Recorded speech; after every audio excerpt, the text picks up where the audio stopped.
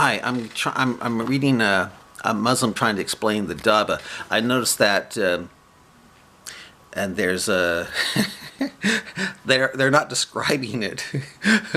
This one's not describing it, but he did mention that when it hits you in the face, if you're a disbeliever, you'll turn black. So that was a big giveaway.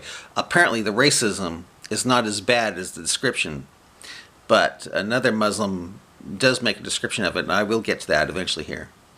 All right, I'll continue. By the way, the Dabbah is this giant monster that's supposed to come out of the ground. It's going to be bigger than Godzilla because it's got 12 cubits between each joint, so it's gigantic. And yet it's able to write disbeliever on your forehead if you're a disbeliever, and write mu'min or believer on your forehead if you're a Muslim who believes. And it's able to, even though it's got camel hands or camel feet, camel toes, it'll be able to pick up the staff of or the rod of Moses and strike you in the nose and make you turn black if you're a disbeliever. So I don't know how it's going to be able to pick up something so small for it and pick you up and do the same without crushing you. But anyway, all right, this is okay. The three extraordinary animal. Some of the some are of the opinion that the Dabbah to come is an animal that has features of many different animals. I wonder if they'll describe it.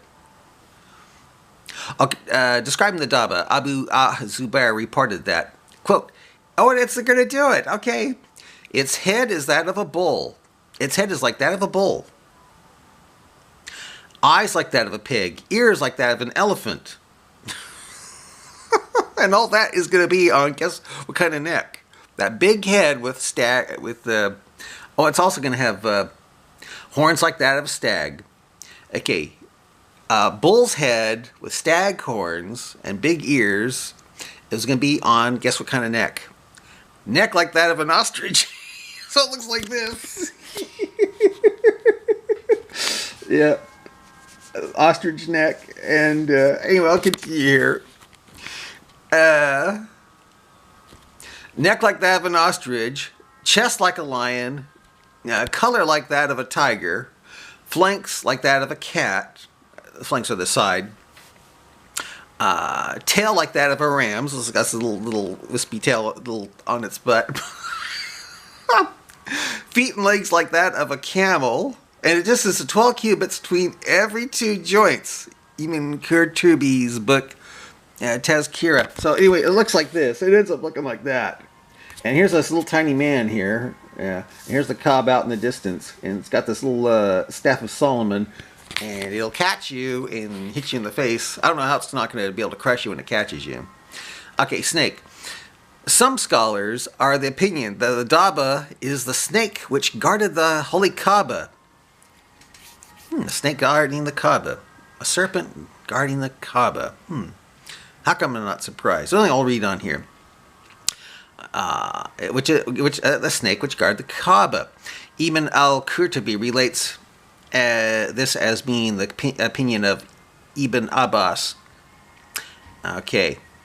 Obeying Allah's command, Prophet Abraham, with the help of his son Ishmael, built the Holy Kaaba. He dug a well inside the Holy Kaaba, which was to the right of who entered it, and acted as a safe to all gifts that were presented to the Kaaba, which were kept inside it.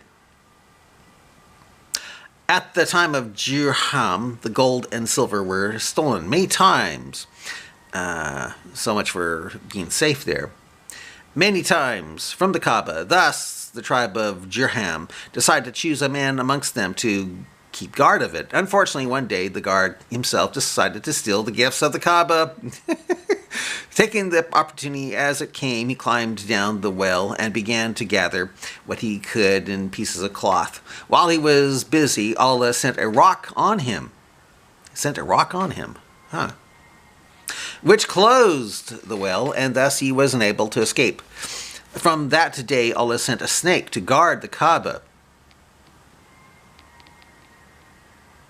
Must have been a very wily snake, that's all I can say. The snake lived in the well, guarding the gifts of the Kaaba for over 500 years. That snake lived a long time. Exposed to the wearing factors of nature, the walls of the Kaaba at the end of Quraysh, slightly before the time of Prophet Muhammad was designated as a prophet, had become weak, and part of the covering had also burnt. Thus, the Quraysh decided to rebuild the Kaaba. However, the snake prevented them from demolishing the holy Kaaba. Every time they tried, finally they stood at the Makam place of Abraham. They prayed, "Oh Allah, if you are happy in its rebuilding, then make it possible and take care of this snake." Allah sent an eagle, which took the snake towards al-Ard. This is a snake referred to the fourth opinion. Okay, that's from Okay, many other opinions have been expressed as regarding the nature of the Dabbah. Okay, here now it's coming to an end. There are many narrations in regard to the physical description, length, and nature of the Dabbah, but most of these are nakul of the let's refer. As for those that are the mafu, only a few are sound. That we cannot assert anything in regard of its description. I can understand that. And nature, except that which is proven from the authentic mafu narrations, and that it is a huge creature that will come from the earth, a creature, but not a human being. Nobody will be able to escape from it. Well, anyway, that's that. But there's another Muslim who doesn't even describe it, but it's funny, so I will read that to you here. Here, see if I can find it here. Oh yeah, this is called the Dabbah al-Ard, which is another name for it's called My Religion Islam. Okay. Regarding the Dabbah al-Ard, that means the Dabbah, which is an animal that will emerge before doomsday according to Quranic verses and prophetic utterances. Some people say, since the Dabbah al-Ard will talk, it may refer to telephones, radios, or televisions. What is more, one of the meanings of the word Dabbah is writing, which brings to mind the vibrating alerts in mobiles. On the other hand, in the past, there were people who said Dabbah is not an animal, but the disease of AIDS. Why that? It is unknown what they will fabricate days to come. Some others claim that when the Mahdi appears, his appearing will be announced not by angels, but by telephones, radios, and televisions. According to such people, whatever our master the prophet stated about the Dabbah should be twisted and interpreted into different things. Or else these signs contradict the mind and science. Again, according to such people, it's impossible for such a big animal to be created, and for this animal, which is 30 meters in height. Oh, it's more than 30 meters in height, believe me. How can an animal 30 meters in height then have 12 cubits between its digits? That's going to look really weird. How can an animal, which is 30 meters in height, 90 feet tall, to stamp people as believers and disbelievers, but is Allah impotent to create it? By saying so, aren't such people in an act of questioning Allahu omnipotence? Of course, Mujat and Karamat contradict the mind. So how can we deny them? Answer. When Hadrat Isa said that he was a prophet, Jews wanted him to display the miracle. They said, heal this sick person. When he rubbed his blessed hands on him, the sick person made a full recovery. Then he said, now heal this blind person. When he rubbed his blessed hand on him, he gained sight. Upon seeing whatever they wanted was fulfilled, this time they wanted him to perform a more arduous and unachievable task. They said, bring those people back to life. when Hadrat Isa said a prayer, those dead ones were brought back to life. Afterwards, they thought an even more more obvious task. They said, make a bird out of clay. It should be a mammal. Have teeth, experience menstruation, and give birth to babies. From that point, from point of view, it was impossible for such a bird to exist. When Hadrat Isa breathed into the figure of a bird that he made out of clay, it became an animal, a bat, and with the qualities they specified. Surat al-Imran. As it is seen, one who does not have the intention of believing does not believe, though he brings dead back to life. It means that unusual events are not contrary to the trial. Is Allah who created the first human from soil and that bat from clay, incapable of creating the beast called the Dabbah? To say that there cannot be such an animal comes to mean that Allah cannot create such an animal. Allah Ta'ala mentions in the Quran, Al-Karim, that Dabbah is a beast. He does not say that it's a disease or an instrument. He says clearly that it is a talking beast. The following is the purport of the Quranic verse that has been discussed. Here it is. When the word befalls them, when doomsday approaches, we will bring forth them a Dabbah, a beast, from the earth. That Dabbah will tell them that humans did not firmly believe in our ayat. Oh, it takes a monster to let people know that, huh? That we have a hard time believing because the sun never really actually sets.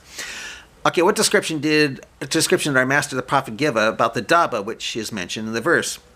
On the hadith sharifs written in the books Katerbi. Okay, well, that's a lot of names there.